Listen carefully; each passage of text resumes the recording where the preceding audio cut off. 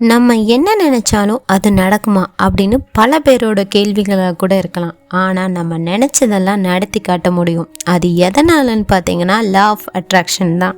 நம்ம செய்கிற ஒவ்வொரு செயல்லையும், நம்ம பேசுகிற ஒவ்வொரு வார்த்தைகள்லையும் லா ஆஃப் அட்ராக்ஷன் ரொம்ப கனெக்டிவிட்டியில் இருக்குங்க.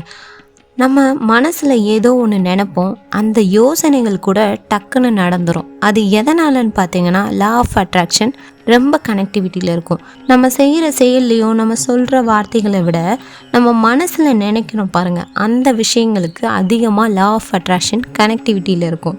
ஏன்னா பிரபஞ்ச சக்தி ரொம்ப அளவற்றது. இப்போ எல்லாருக்கும் ஒரு ஆசை வந்திருக்கும், லா ஆஃப் அட்ராக்ஷன் நம்மளும் பயன்படுத்துவோம், நம்ம வாழ்க்கையிலையும் நம்மளுக்கு சக்ஸஸ் வந்துக்கிட்டே இருக்கணும் அப்படின்னு நினைப்போம். ஆனால் இந்த லா ஆஃப் அட்ராக்ஷனை நம்ம எப்படிங்க பயன்படுத்துறது அப்படின்னு பல பேர் பல விதமாக யோசிப்பாங்க. இதை ரொம்ப சிம்பிளாக பண்ணலாம். லா ஆஃப் அட்ராக்ஷனை நம்ம பயன்படுத்தணும்னா, நம்ம மேனிஃபெஸ்டேஷன் பண்ணணும்னா நம்ம சீக்கிரமாக லா ஆஃப் அட்ராக்ஷனை அடைஞ்சிடலாம். இப்போ லா ஆஃப் அட்ராக்ஷனை பயன்படுத்துறதுக்கு ஒரு சின்ன டெக்னிக் பார்த்தீங்கன்னா 333 மெத்தட். ஆனால் 3 days ஃபாலோ பண்ணணுங்க.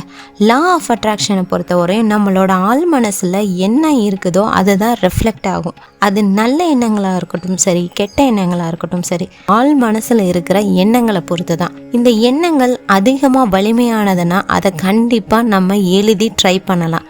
ஏன்னா எண்ணங்களோட வலிமை ரொம்ப சக்தி வாய்ந்தது.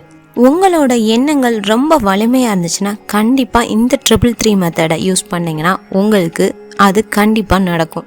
இந்த 333 மெத்தடை பயன்படுத்தி நீங்கள் ஆசைப்பட்ட விஷயங்களை அடைய முடியும். இந்த 333 மெத்தடை பயன்படுத்தி நீங்கள் 3 நாளில் உங்களோட ஆசைகளை அடையணும்னா உங்களோட எண்ணங்கள் எப்பயுமே வலிமையானதாக இருக்கணும். உங்களோட ஆசைகள் உங்களுக்கு தேவைகளாக இருக்கணும். அதாவது எனக்கு 3 கோடி பணம் வேணும், 5 கோடி பணம் வேணும் அப்படின்லாம் எழுதினீங்கன்னா 3 நாளில் எப்படி கிடைக்கும்? அதை நீங்கள் கண்டிப்பாக உழைக்கணும், உழைச்சாதான் கிடைக்கும்.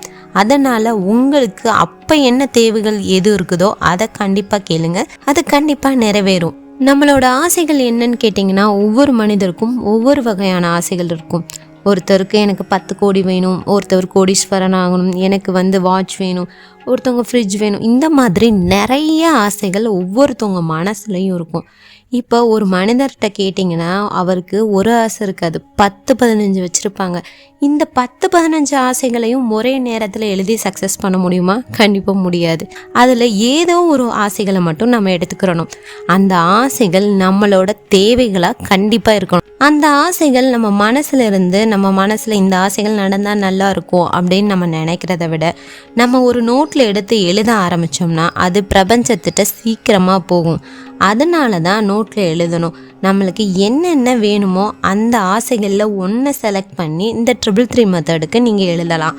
ஆனால் யூனிவர்ஸ் பொறுத்தவரையும் நம்மக்கிட்ட பேசுகிறதுக்கு ரொம்ப ஆர்வமாக இருக்கும்.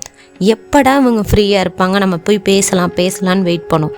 ஆனால் நம்ம என்ன சொல்லுவோம், எனக்கு யூனிவர்ஸ்கிட்ட பேச நேரமே இல்லைங்க.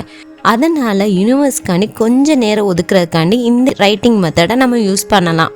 யூனிவர்ஸ் நம்மளோட பேச ட்ரை பண்ணணும்னு சொல்கிறீங்க, நம்ம கூட எப்படிங்க பேசும் அப்படின்னு பல பேர் நினைப்பீங்க.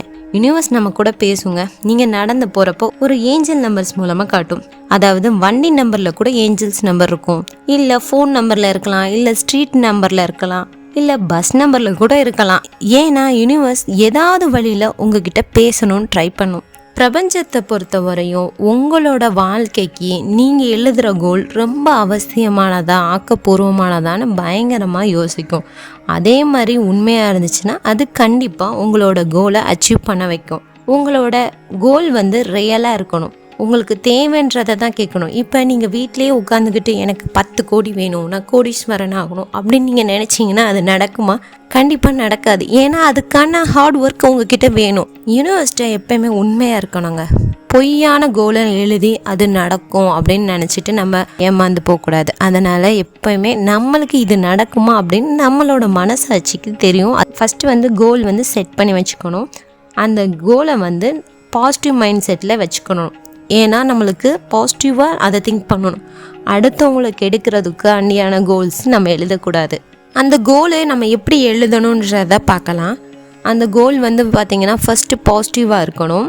அதாவது உங்ககிட்ட இருக்கிற நெகட்டிவ்லாம் அதில் எழுதக்கூடாது. ஃபஸ்ட்டு பாசிட்டிவாக நம்மளோட கோல் இருக்கணும். அதுக்கடுத்து பார்த்திங்கன்னா நெகட்டிவ் வேர்ட்ஸ் அதில் கண்டிப்பாக யூஸ் பண்ணவே கூடாது.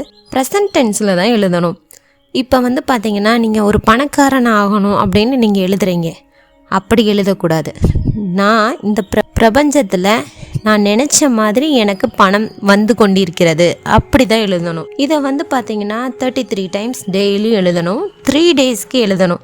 3 டேஸ் கழித்து விட்டுடலாமா அப்படின்னு கேட்டிங்கன்னா அது உங்களோட விருப்பம். ஆனால் 33 டைம்ஸ் 3 டேஸில் கண்டிப்பாக எழுதணும். ஏன் இந்த கோலை மேனிஃபெஸ்டேஷன் பண்ணி எழுதுறதுனால நம்மளுக்கு சீக்கிரமாக லா ஆஃப் அட்ராக்ஷன் கனெக்ட் ஆகுமா அப்படின்னு நீங்கள் கேட்பீங்க. கண்டிப்பாங்க. நம்ம ரிப்பீட்டாக இந்த இதை எழுத நம்ம ஆள் மனசில் போய் இது ஸ்டோர் ஆகிக்கிறோம். ஆள் மனசில் எது ஸ்டோர் ஆகுதோ அதுதான் லா ஆஃப் அட்ராக்ஷனோட கனெக்டிவிட்டியாக இருக்கும். அதனால் நம்ம எழுதுறதுனால நம்ம ஆள் மனசில் போய் இந்த எழுதுறது உட்காந்துரும். இந்த 333 மெத்தடில் வந்து பார்த்திங்கன்னா 3ன்றது வந்து க்ரியேட்டிவிட்டி, கம்யூனிகேஷன், கான்ஃபிடென்ஸ், இந்த 3 சேர்ந்தது தான் இந்த 3. இந்த 333 பொறுத்தவரையும் நம்மளோட டேலண்ட்டை வெளிப்படுத்துறதுக்காண்டி காமிக்கிறது தான். இந்த 3 சீரியஸ் நம்பரில் நம்மளோட பாசிட்டிவிட்டி அதிகமாக இருக்கணும். அதுக்கடுத்து பார்த்திங்கன்னா விஷுவலைசேஷன். அதாவது உங்களுக்கு நீங்கள் பணக்காரன் ஆகணும் அப்படின்ற மாதிரி இமேஜின் பண்ணியிருப்பீங்கள்ல, அதை வந்து நீங்கள் கற்பனை பண்ணி பாருங்கள். பணக்காரனாக ஆனீங்கன்னா நீங்கள் எப்படியெல்லாம் இருப்பீங்க, எந்த மாதிரி உங்கள் லைஃப் இருக்கும், நீங்கள் எப்படியெல்லாம் செலவு பண்ணுவீங்க, இந்த மாதிரி இமேஜின் பண்ணி பாருங்கள். இந்த கோலை அச்சீவ் பண்ணணுன்னா அதுக்கடுத்து ஒரு முக்கியமான பாயிண்ட்டுங்க. இது வந்து இருந்தால் தான் நம்மளோட லா ஆஃப் அட்ராக்ஷன் கனெக்டிவிட்டி ஆகும். அதுதான் நன்றியுணர்வு. நம்மளோட நன்றியுணர்வு இருந்தால் தான் நம்ம வாழ்க்கையில் அடுத்தடுத்து வெற்றிகள் வந்து கொண்டே இருக்கும். அதுக்கு நன்றியுணர்வுகள் வரணும்னா ஃபஸ்ட்டு நம்ம பாசிட்டிவ் மைண்ட் செட்டில் இருக்கணும். எல்லா விஷயங்களும் நம்ம வாழ்க்கையில் நடக்குது பாருங்கள். ஒரு நாள் எடுத்தோம்னா அன்னைக்கு கொடுத்த சாப்பாடுக்கு நன்றி, நம்மளுக்கு சாப்பாடு செஞ்சும் கொடுத்தவங்களுக்கு நன்றி, எல்லாருக்குமே நம்ம நன்றி சொல்லணுங்க. காலையில் உதிக்கிற சூரியன்லேருந்து இரவு உதிக்கிற சந்திரன் வரையும் நம்ம நன்றி சொல்லணும். பாருங்கள், உங்கள் வாழ்க்கையில் என்னென்ன மிராக்கிள் நடக்குதுன்னு பார்க்கலாம். அதாவது நீங்கள் நைட்டு தூங்க போகிறப்ப என்னென்ன நல்ல விஷயங்கள் நடந்துச்சுன்னு யோசிச்சு பாருங்கள். அந்த நல்ல விஷயங்களுக்கெல்லாம் நன்றி சொல்லுங்கள், மனசார சொல்லுங்கள். உங்கள் வாழ்க்கையில் மிகப்பெரிய மேஜிக் காத்திருக்குன்னே சொல்லலாம். 333 மெத்தடை நீங்கள் யூஸ் பண்ணுறப்ப நீங்கள் என்னெல்லாம் பண்ணக்கூடாதுன்றதை பார்க்கலாம் வாங்க. அதாவது நீங்கள் இந்த 333 மெத்தடை எழுதுகிறப்ப மனசார நம்பிக்கையாக எழுதணும். நம்பிக்கை இல்லாமல் இது நடக்குமோ நடக்காதோ முழு மனசோட எழுதணும். நம்பிக்கை இல்லாமல் எழுதினீங்கன்னா அந்த செயல் வெற்றி அடையாது. உங்களோட தேவைகள் ஆசையாக எழுதுகிறப்ப அதை பிரபஞ்சம் கண்டிப்பாக நடத்தி வைக்கும். ஆனால் உங்களோட தேவைகள் ஆசைக்கு அதிகமாக இருந்துச்சுன்னா அது கண்டிப்பாக பிரபஞ்சம் நடத்தி வைக்காது. 33 டைம்ஸ் 3 டேஸ் நம்ம எழுதணும். எழுதியாச்சு நம்மளுக்கு கண்டிப்பாக கிடைக்கும் அப்படின்ட்டு நம்ம சும்மா உட்காந்துக்கிட்டு நம்ம எழுதியாச்சு கண்டிப்பாக கிடைக்கும் அப்படின்லாம் நினைக்கக்கூடாது. அதுக்கான ஹார்ட் ஒர்க் கண்டிப்பாக வேணும். அந்த ஹார்ட் ஒர்க் இருந்தால் தான் யூனிவர்ஸ் நம்மளுக்கு நடத்தி கொடுக்கும். கண்டிப்பாக இந்த வீடியோ பிடிச்சிருக்கும்னு நினைக்கிறேன். பிடிச்சிருந்துச்சுன்னா லைக் பண்ணுங்கள், ஷேர் பண்ணுங்கள், மறக்காமல் சப்ஸ்கிரைப் பண்ணுங்கள். தேங்க்ஸ் ஃபார் வாட்சிங். நெக்ஸ்ட் வீடியோவில் பார்க்கலாம்.